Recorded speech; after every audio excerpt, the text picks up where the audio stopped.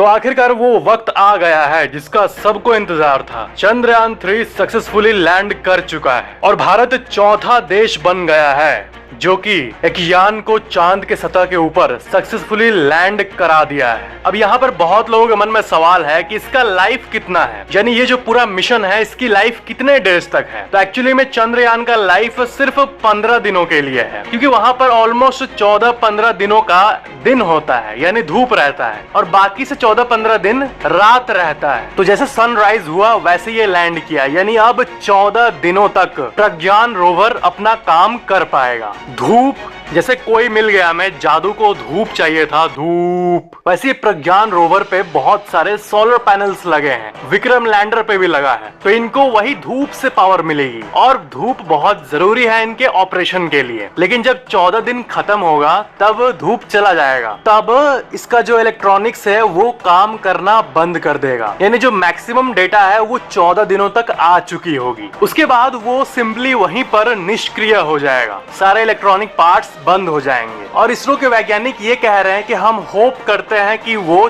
14 दिनों के बाद भी कुछ दिन चले, लेकिन ये होप वर्ड यूज किया गया है, यानी इसके लिए कोई सटीक टेक्नोलॉजी नहीं यूज किया गया है जिससे वो गारंटीड चलेगा बहुत दिन तक, क्योंकि ये मिशन 14 डेज को माइंड में रखते हुए ही बनाया गया था। बाकी जो ल्यूना 25 जो कि क्रैश किया, अगर वो लैंड होता तो उसके अंदर एक ऐसा पावर जनरेटिंग टेक्नोलॉजी था प्लूटोनियम के जरिए जिसके चलते उसको 1 साल तक पावर मिलती। तो इस मामले में सबसे अच्छी न्यूज ये है ना कि इसरो एक्चुअली में इस टेक्नोलॉजी पे काम कर रहा है, एक ऐसा प्लूटोनियम का पावर सोर्स बनाने का जिससे अपकमिंग मिशंस में 1 साल तक पावर मिले। लेकिन फिलहाल चंद्रयान जो है ये 14 डेज तक बहुत सी रिसर्चेस करेगा साउथ पोल में, वाटर, हीलियम 3 और ऐसे कई चीजें हैं जिसके बारे में आपको पता होना ही चाहिए कि ये मिशन आखिर हुआ किस लिए है। तो चलो उन सुपर इंटरेस्टिंग डिटेल्स को हम समझते हैं। किसी भी प्लैनेट या फिर सैटेलाइट, जैसे कि मून एक सैटेलाइट है, तो उसका जो नॉर्थ पोल और साउथ पोल है ये दोनों काफी इंपॉर्टेंट है हमारे लिए। या फिर किसी भी जगह पर चले जाओ, चाहे आप जुपिटर के किसी मून पर चले जाओ, तो वहां पर नॉर्थ और साउथ पोल में जो चीज एक्यूमुलेटेड है या फिर जो भी चीजें वहां मौजूद है वो बहुत ही मिस्टीरियस होती है हमारे लिए। जैसे कि धरती का जो सबसे एक्सट्रीम कंडीशंस है वो यहाँ के नॉर्थ और साउथ पोल में ही है, और इक्वेटर का जो रीजन है इसे तो कोट एंड कोट सेफ माना जाता है ना, क्योंकि ज्यादातर कंट्रीज इक्वेटर पे मौजूद है उसी के आसपास और नॉर्मली सब कोई रह रहे हैं। लेकिन जो एक्सट्रीम कंडीशंस है वो नॉर्थ और साउथ पोल में होता है। रिसर्चेस के हिसाब से साउथ पोल में जो प्रेजेंस ऑफ वाटर आइस है वो बहुत मात्रा में है, और इसी के बारे में और डेटा धरती चाहता है। मून के इस रीजन में कभी भी सनलाइट नहीं पड़ता है, और ये एक ऐसा रीजन है जहाँ पर परपेचुअल डार्कनेस था बिलियंस ऑफ ईयर्स से, और डार्कनेस है और डार्कनेस रहेगा। वाटर जो है ये सुनने में बहुत सिंपल लग रहा है, लेकिन वाटर सपोर्ट्स लाइफ, क्योंकि साउथ पोल पर वाटर आइस है। क्यों?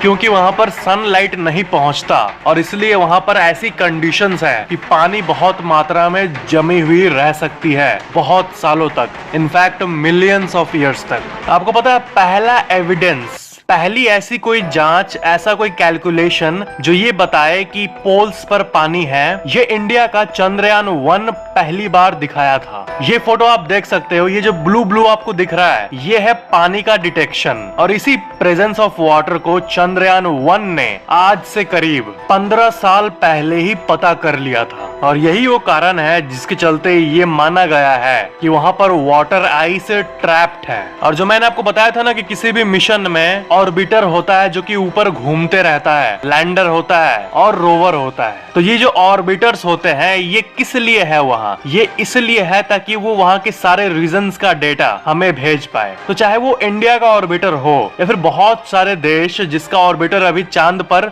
लाइव घूम रहा है, तो उन्हीं ऑर्बिटर्स ने ये डेटा भेजा है कि उस जगह पर आइस वाटर ट्रैप्ड हो सकता है। साउथ पोल का ये जो रीजन है, यहाँ के जो मून क्रेटर्स है वो अनटच्ड है, बिल्कुल भी सनलाइट से टच्ड नहीं है, क्योंकि वहाँ सनलाइट नहीं पड़ता है, और इसलिए वो जैसे था वैसे ही है एकदम शुरू से। तो जो सोलर सिस्टम का सारा रिकॉर्ड है, ये सोलर सिस्टम का ओरिजिन, इसका जो एविडेंस है वो अनटच्ड तरीके से वहाँ पर मौजूद है। मतलब समझ रहे हो ना कि वहाँ का जो रीजन है वो बहुत छोटे रीजन में है, वो बहुत ही ज्यादा अनइफेक्टेड है, सनलाइट से भी अनइफेक्टेड, जो एस्ट्रॉइड्स आके मून से टकराते रहते हैं जिसके चलते वहां क्रेटर्स बनता है, वो भी ज्यादातर इक्वेटर को आके हिट करता है, और जो पोल्स वाले एरिया है वो ज्यादातर अनडिस्टर्ब्ड रहते हैं। तो यहाँ से हमें जो भी डेटा मिले उससे हमारे सोलर सिस्टम के उत्पत्ति के बारे में भी बहुत जानकारी हमें मिलेगी। ऐसी और भी कई कैलकुलेशंस की गई है जिससे ये पता चला है कि वहां पर hydrogen, ammonia, methane, sodium, mercury, silver, in fact इतनी सारी चीजें मौजूद है, और इसलिए उस जगह को the place for untapped resources माना जाता है। यानी ऐसी जगह जो कि खजाना है लेकिन उसको कोई टैप नहीं कर पाया है। चांद का जो साउथ पोल है वहां पर टेम्परेचर -150 से -200 डिग्री सेल्सियस तक पहुंच जाता है। मतलब जितने भी इलेक्ट्रॉनिक इक्विपमेंट्स होंगे जैसे कि सोलर पैनल या फिर उसका बॉडी या फिर उसके चक्के, ये सब आप सोचो इस तरह बिल्ड की गई है ऐसे मटेरियल से जिससे वो एक्सट्रीम कोल्ड ऐसे टेम्परेचर में भी वर्क करते रहे। अब जितने भी इलेक्ट्रॉनिक चीजें हैं, चाहे आपका फोन हो, टीवी हो या फिर कोई भी चीज हो, उसके अंदर सर्किट बोर्ड्स होते हैं, और माइक्रोस्कोपिक लेवल्स पे वो जो सर्किट बोर्ड होता है वो काम कर रहा होता है। पूरे सर्किट बोर्ड के किसी 1 मिलीमीटर के पार्ट में अगर कोई शॉर्ट सर्किट या फिर कुछ भी एरर हो जाता है तो पूरा सर्किट काम करना बंद कर देता है। इलेक्ट्रॉनिक सामान इतना कॉम्प्लेक्स होता है, लेकिन वही अगर ऐसे हार्श कंडीशन में चलाने के लिए बिल्ड किया जाए तो सोचो किस तरह का डिटेलिंग का इस्तेमाल किया जाता होगा कि वो मून के साउथ पोल के -200 डिग्री वाले रीजन पे काम करे। एक सवाल जो आप लोगों में से बहुत लोगों के मन में आ सकता है कि अगर साउथ पोल में लाइट ही नहीं है, सनलाइट आता ही नहीं है, और इधर मैं कह रहा हूं कि रोवर को पावर पाने के लिए सनलाइट की जरूरत है, तो फिर ये कैसे होगा? तो इसका आंसर ये है कि साउथ पोल के उस इलाके में जहां पर लाइट नहीं पहुंचता वहां पर एग्जैक्टली नहीं जाएगा, उससे थोड़ा दूर ही तक रोवर जाएगा जहां तक लाइट थोड़ा पहुंचे। तो ये है इसका आंसर। एग्जैक्टली डार्क वाला फेज में नहीं चला जा रहा है, क्लोज टू साउथ पोल, एकदम नियर टू साउथ पोल जहां पर लाइट पहुंचेगी वहां पे जा रहा है रोवर। हमारे यूनिवर्स में ऐसे कई एलिमेंट्स हैं जो कि धरती के लिए हो सकता है रेयर हो। यहाँ पर हम इन्हें quote end quote rare earth minerals कहते हैं, लेकिन ऐसी कई जगहें हैं हमारे यूनिवर्स में जहाँ पर वही चीजें एबंडेंस में अवेलेबल है। आपने उस प्लेनेट के बारे में सुना होगा जो कि डायमंड का बना हुआ है, डायमंड प्लेनेट कहते हैं इसे। तो ये पूरा प्लेनेट खरबों डॉलर का होगा। पूरे विश्व में इतना पैसा है उससे 1000 गुना ज्यादा उसको मिल जाएगा जो इस प्लेनेट का डायमंड ला दे धरती पर, क्योंकि डायमंड धरती के लिए रेयर है लेकिन वहां के लिए रेयर नहीं है। तो चांद भी कुछ ऐसा ही है। चांद में भी ऐसे कई मिनरल्स हैं जो कि धरती के लिए रेयर है लेकिन चांद के लिए नहीं, वहां पर अबंडेंस में अवेलेबल है। स्कैंडियम, एट्रियम, ये दोनों उन कई रेयर मिनरल्स में से 2 का नाम लिया मैं आपको, और ये दोनों व्हीकल इंजन्स में यूज होता है। इस दुनिया में इतनी सारी गाड़ियां हैं उसमें यूज होता है, इलेक्ट्रॉनिक डिवाइसेस में यूज होता है, और जो रेडार सिस्टम होता है जो मिलिट्री के पास होता है उसमें भी इन रेयर मिनरल्स का यूज किया जाता है।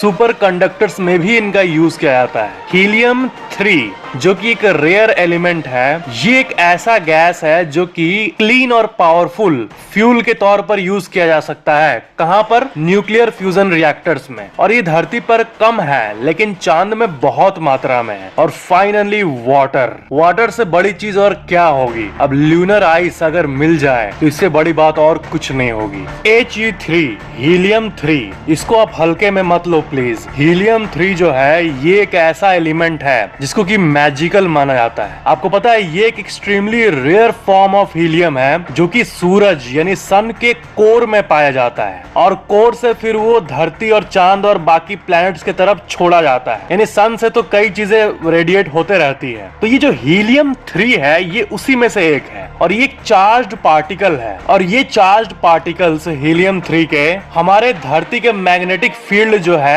इससे डिफ्लेक्ट हो जाते हैं, क्योंकि धरती का जो मैग्नेटिक फील्ड है ये हमें प्रोटेक्ट करता है इन चीजों से। तो ये जो हीलियम 3 है ये धरती पे कभी हिट ही नहीं होता, लेकिन चांद जहां पर मैग्नेटिक फील्ड नहीं है, और मैग्नेटिक फील्ड इसलिए नहीं है क्योंकि उसका कोर जो है वो बहुत स्मॉल है, और क्योंकि वहां मैग्नेटिक फील्ड नहीं है इसलिए वहां पर He3 यानी हीलियम 3 बहुत एबंडेंस मात्रा में कलेक्ट हो गई है। और हीलियम 3 इसलिए इतना इंपॉर्टेंट है क्योंकि न्यूक्लियर फ्यूजन रिएक्टर में जब इसको यूज किया जाएगा तब इससे क्लीन एनर्जी निकलेगा, क्योंकि ये बाकी चीजों की तरह जो कि यूज होते हैं न्यूक्लियर प्लांट्स में एक फ्री न्यूट्रॉन नहीं प्रोड्यूस करता। ये थोड़ा कॉम्प्लेक्स हो गया मुझे पता है, बट आप ये मानो कि एक फ्री न्यूट्रॉन प्रोड्यूस करना न्यूक्लियर प्लांट में जब पावर जनरेट होती है तो ये फ्री न्यूट्रॉन एक पॉल्यूशन की तरह होता है। लेकिन हीलियम 3 एक ऐसा एलिमेंट है जिसके बारे में साइंस जानता है, जिससे कि क्लीन न्यूक्लियर एनर्जी बन सकता है विदाउट एनी पॉल्यूशन, जो कि बहुत बड़ी बात है। और इसलिए वैज्ञानिकों के लिए चांद पर मौजूद ये हीलियम 3 इतना इंपॉर्टेंट है। हीलियम 3 के साथ साथ